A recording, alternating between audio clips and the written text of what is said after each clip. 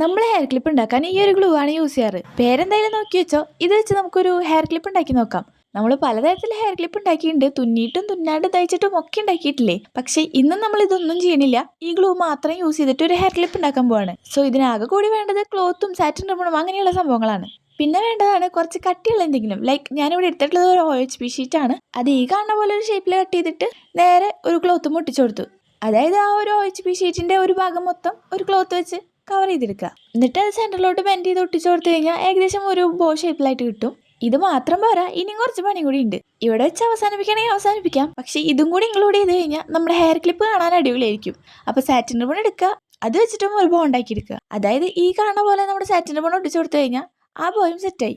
ഇനി നമ്മൾ 2 ബോയും ഒരുമിച്ച് ഒട്ടിച്ചു കൊടുത്തു കഴിഞ്ഞാൽ ഏകദേശം ഹെയർ ക്ലിപ്പിന്റെ പണി കഴിയാറായി. ഇനി ഇതിന്റെ സെൻട്രലായിട്ട് ഒരു സ്ട്രിപ്പും കൂടി വെച്ച് കൊടുക്കണ്ടേ. സോ സാറ്റിൻ റിബൺ എടുക്കുക, ഹാഫ് ആയിട്ടൊന്ന് ഫോൾഡ് ചെയ്ത് ഒട്ടിച്ചു കൊടുക്കുക. എന്നിട്ട് അതും ഇതിന്റെ സെൻട്രലായിട്ട് ഒട്ടിച്ചു കൊടുക്കുക. പിന്നെ നമ്മൾ ക്ലിപ്പ് കുറെ വാങ്ങി വെച്ചിട്ടുണ്ടല്ലോ, അപ്പൊ അതൊന്നും ഒരു ക്ലിപ്പ് എടുത്തു, നമ്മുടെ ബോ ഒട്ടിച്ചു കൊടുത്തു. പിന്നെയും എന്താ കുറവുള്ള പോലെ തോന്നിയപ്പോൾ ഒരു സ്റ്റോണും കൂടി ഇതിന്റെ സെൻട്രലിൽ ഒട്ടിച്ചു കൊടുത്തിട്ടുണ്ട്. അപ്പൊ എന്തായാലും ക്ലിപ്പ് അടിപൊളിയായിട്ടില്ലേ? നിങ്ങൾക്ക് ഇഷ്ടപ്പെട്ടെന്നുണ്ടെങ്കിൽ ട്രൈ ചെയ്യുക. പിന്നെ ലൈക്ക് ചെയ്യാനും മറക്കണ്ട.